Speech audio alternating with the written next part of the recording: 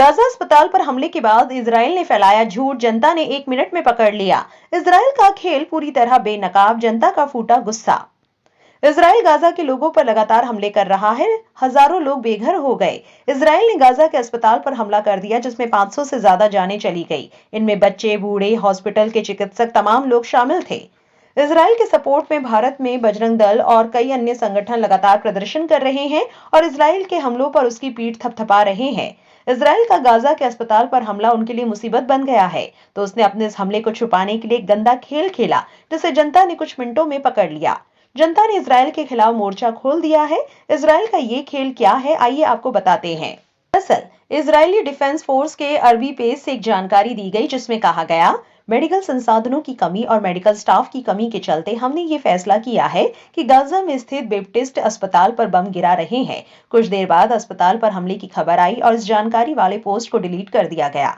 इस जानकारी के बाद एक और पोस्ट किया गया, जिसमें हमास पर इस हमले की जिम्मेदारी को थोप दिया गया। इसमें इजरायली डिफेंस फोर्स ने दावा किया कि यह हमला इजराइल ने नहीं बल्कि हमास का एक ग्रुप है, इस्लामिक जिहाद, उन्होंने किया है। इस्लामिक जिहाद ने रॉकेट दागा, लेकिन वो उल्टी दिशा में चला गया, जिसमें अस्पताल निशाना बन गया।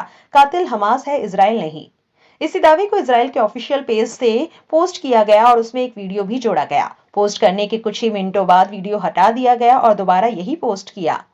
इजरायली डिफेंस फोर्स के इसी दावे को इजराइल के प्रधानमंत्री बेंजामिन नेतन्याहू ने आगे बढ़ाया और कहा, पूरी दुनिया को पता होना चाहिए कि गाजा में जो बर्बर हमला हुआ है उसे आतंकवादियों ने अंजाम दिया है, ना कि इजरायली सेना ने। जिन लोगों ने हमारे बच्चों की बेरहमी से हत्या की, वे अपने बच्चों की भी हत्या करते हैं।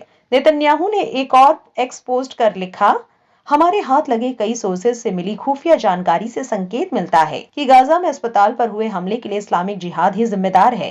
वहीं इजरायली डिफेंस फोर्स ने भी इस हमले में इजराइल की किसी भी भूमिका से साफ इनकार किया है। उन्होंने भी इस हमले के लिए इस्लामिक जिहाद को जिम्मेदार ठहराया है।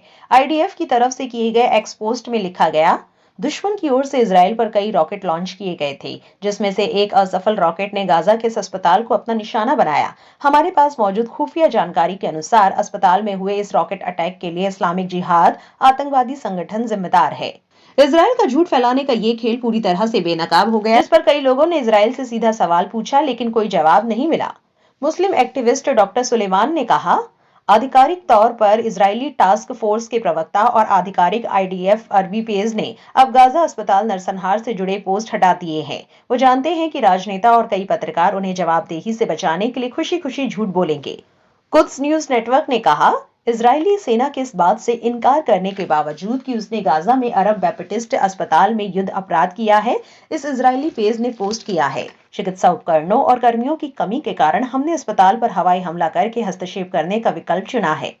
ऑल्ट न्यूज के फैक्ट चेकर मोहम्मद जुबैर ने कहा, इसलिए इजराइल ने ट्वीट को एडिट करके उस वीडियो सबूत को हटा दिया जो उन्होंने ट्वीट किया था।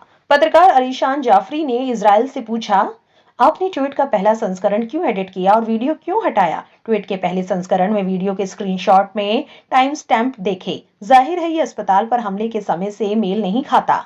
गाजा अस्पताल पर हमले के बाद इजराइल के इस झूठ फैलाने के खेल को आप कैसे देखते हैं? कमेंट में अपनी राय जरूर लिखें।